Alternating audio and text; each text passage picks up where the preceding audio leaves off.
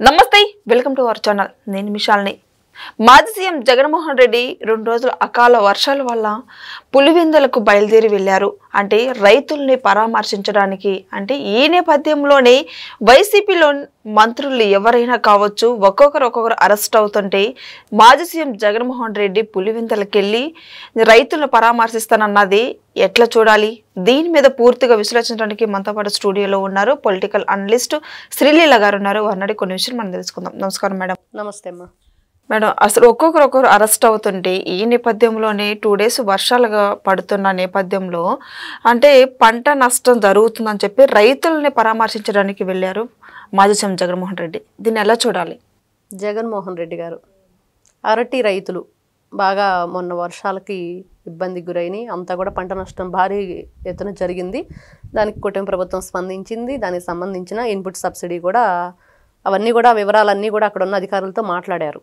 అయితే ఈయన వచ్చేసి అక్కడున్న కొంతమంది వైఎస్ఆర్సీపీ కార్యకర్తలు పులి పులి పులి అని పెద్దగా అరిచారంట అనగానే రైతులందరికీ ఆందోళన పడ్డారు వాళ్ళు పంట నష్టానికి కూడా ఆందోళన పడలేదు కానీ పులి పులి అనగానే భయం వేసింది ఈ మధ్య మనం చూస్తున్నాం కదా ఏనుగులు పులులు గ్రామాల్లో కూడా తిరుగుతున్నాయి అనగానే ఒకసారి కంగారు పడి వాళ్ళు ఏదో పరుగులు పెట్టే ప్రయత్నం చేస్తే అరే రే పులి కాదు నిజమైన పులి కాదు పులివెందుల పులి అన్నారంట అరే పులివెందుల పులి కాదు అది పిల్లి అని అన్నారంట వేరే వాళ్ళు మరి జగన్మోహన్ రెడ్డి గారి పరిస్థితి నిజంగా పులివెందుల పులా పిల్లే అంటే పిల్లే అని చెప్పుకోవాలి ఏం చెప్తున్నాడు ఆయన వచ్చేసి అరటి రైతుల దగ్గరికి 1 సంవత్సరం కళ్ళు మూసుకున్నాం అయిపోయింది ఇంకో 3 ఏళ్ళు కళ్ళు మూసుకుంటే 3 సంవత్సరాలు ఇట్టే గడిచిపోయిద్దని కళ్ళు మూసుకోవడం ఒకటే ఈయనకు తెలుస్తుంది మరి మీరు కళ్ళు మూసుకోండి ఆలీబాబా అద్భుత దీపం చూపిస్తాను 3 ఏళ్ల తర్వాత అని అన్నట్లుంది ఆయన మాటలు ఏం చూపిస్తాడు 3 ఏళ్ల తర్వాత ఆలీబాబా అద్భుత దీపం అంటే అతను ప్రజల్లోకి వచ్చి రోజున మాట్లాడటం ఎలా ఉందంటే మరి ప్రజల తరపున ఈ 5 కోట్ల ప్రజల తరపున ప్రజా ప్రాతినిధ్యం వహించే అసెంబ్లీకి వెళ్ళి మాట్లాడిన వ్యక్తి ఇక్కడికి వచ్చేసి ఆల్రెడీ పరామర్శలు అధికారులతో మాట్లాడటాలు కూటమి ప్రభుత్వం ఎలాంటి వీళ్ళకి సంబంధించినవన్నీ కూడా చర్యలు తీసుకోవాలి అవన్నీ తీసుకున్న తర్వాత ఇతను కొత్తగా వచ్చేసి వాళ్ళతో ఇలా అడగండి అలా అడగండి అంటున్నారు వాళ్ళు అవన్నీ అయిపోయినాయి అవన్నీ వాళ్ళు ఇస్తామన్నారు ఆల్రెడీ మీరు కొత్తగా చెప్పేది ఏం లేదని అన్నారు అయిపోయి అన్నట్లు అయిపోయింది జగన్మోహన్ రెడ్డి గారి పని అక్కడ మరి ఇతను ఈ రోజున ఇతనితో పాటు 11 మంది ఎమ్మెల్యేలు ఉన్నారు ఏ రోజు ఒక్కరు కూడా బయటకు వచ్చేసి ఆ ఎమ్మెల్యే ఎవరో ఒక్కరు తెలీదు ఆంధ్రప్రదేశ్ ప్రజలందరికీ మరి వాళ్ళు ఒక్కరోజు బయటకు వచ్చేసి మీడియా ముఖంగా మరి మేము ఉన్నాము పలానా నియోజకవర్గం నుంచి మేము గెలిచాము మరి అసెంబ్లీకి మేము వెళ్ళాలనుకుంటున్నాం దొంగ సంతకాలు చేయించేసి పక్కన పెట్టేశాడు జగన్మోహన్ రెడ్డి గారు మరి ఇతను ఈ రోజున అరటి రైతులు ఆందోళన చెందుతున్నారు వాళ్ళకి నష్టం జరిగింది అసలు ఎవరో పట్టించుకోవట్లేదు అని చెప్పి వచ్చేసారు ఆల్రెడీ వాళ్ళు ఇచ్చిన ఫీడ్బ్యాక్ ఏంటంటే అధికారులు వచ్చారు పరామర్శించారు ఇన్పుట్ సబ్సిడీ కూడా మాకు ఇన్ని విధాలుగా 20% 25% ఎంతో ఇస్తామన్నారు ఇవన్నీ కూడా అయిపోయినాయి మరి ఇతను ఎందుకు వచ్చాడు అని అంటే అక్కడ కొంతమందిని అరేంజ్ చేశారంట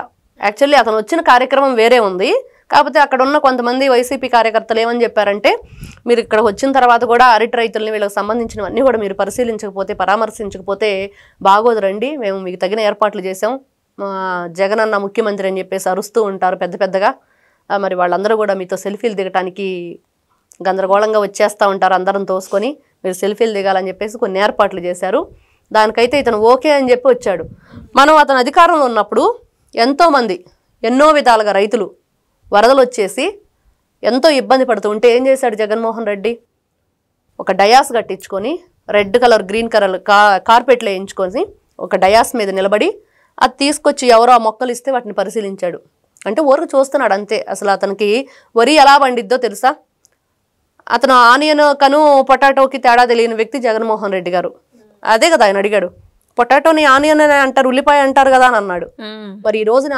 వరి మనం తినే అన్నం ఎక్కడి నుంచి వస్తుంది రైతు ఎంత కష్టపడుతున్నాడు మరి ఎంత చెమటోరిస్తే రైతు 10 వేళ్ళు భూమిలోకి వెళ్తేనే మన 5 వేళ్ళు మన నోట్లోకి వెళ్తాయి అన్న విషయం అతనికి తెలిస్తే మరి వేరేగా ఉండేది రాజారెడ్డి రాజ్యాంగం నడిపించాడు కాబట్టి అతనికి అట్లాంటి విషయాలు ఏమీ తెలియదు ఈ రోజున చూస్తుంటే వైఎస్ఆర్సీపీ పార్టీ నుంచి ఇతను ఎంతమంది అరెస్టుకు రంగం సిద్ధం చేస్తుంది ఎన్ని విధాలుగా దాచుకున్నారు ఆంధ్రప్రదేశ్ని మద్యం పీడిఎస్ రైసు గంజాయి ఎటు చూసుకున్నా కూడా ఆడుదాం ఆంధ్ర అని ఆంధ్రప్రదేశ్ రాష్ట్ర ప్రజలతోటి ఒక ఆట ఆడుకున్నారు వీళ్ళంతా అది అందరికీ తెలిసిన విషయమే మరి ఈ రోజున జగన్మోహన్ రెడ్డి గారు దాని గురించి ఒక్క మాట మాట్లాడరు అదేమంటే మొన్న ఎవరో వాళ్ళకి సంబంధించిన ఒక వ్యక్తి అరెస్ట్ అయితే ఏమని చెప్తున్నాడు నేను వచ్చాక ఆ ఆఫీసర్తో నీకు సెల్యూట్ కొట్టిస్తానన్నాడు మరి ఏ విధంగా చూసుకోవాలి జగన్మోహన్ రెడ్డి గారిని అవే మీరు చెప్పే మాటలు. అంటే నేను 16 నెలలు జైల్లో ఉండొచ్చాను, నా స్టోరీని మీరు ఆదర్శంగా తీసుకోండి, ఏం పర్వాలేదు, జైలుకి వెళ్ళి వస్తే గొప్పవాళ్ళేను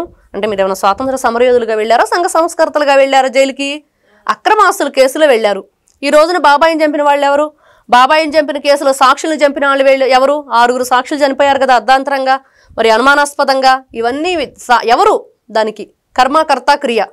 ఈ రోజున మద్యం మాఫియాలో చూస్తే విజయసాయిరెడ్డి చెప్పేశారు, ఆయనకి 4 సంవత్సరాలు ఇంకా ఉంది రాజ్యసభ సభ్యత్వం, దానికి కూడా రాజీనామా చేసేసాడు, పార్టీ సభ్యత్వానికి రాజీనామా చేసేసాడు. ఎందుకు వెళ్ళిపోయాడంటే భయంతో వెళ్ళిపోయాడు, అది అందరికీ తెలుసు. ఎందుకంటే జగన్మోహన్ రెడ్డితో పాటు నేను కూడా ఇరుక్కుపోతాను, అది అతనికి తెలుసు, అందుకనే వెళ్ళాడు. వెళ్ళినా కూడా వదిలిపెట్టేది లేదని చెప్పేసి పోలీసులు చెప్తున్నారు.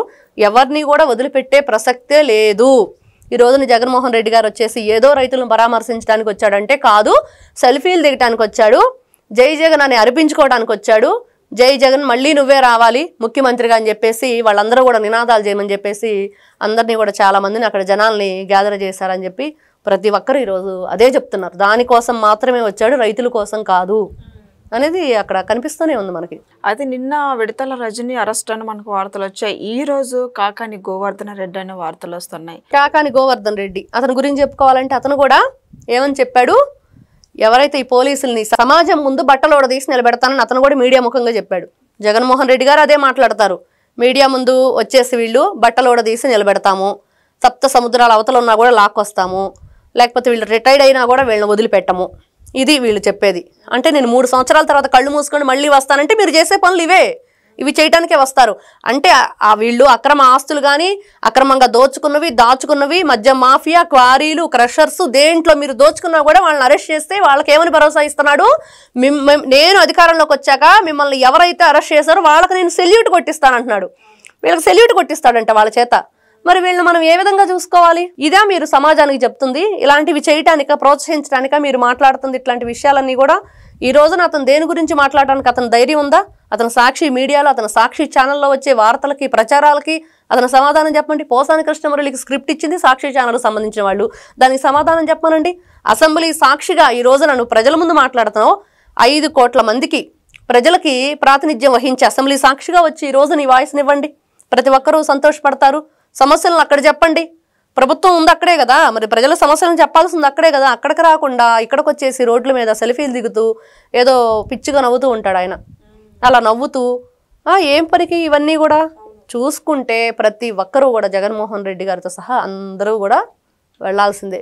వీళ్ళు వాళ్ళకి సెల్యూట్ కొడతారా, వాళ్ళు వీళ్ళకి సెల్యూట్ కొడతారా త్వరలోనే తెలిసిద్ది.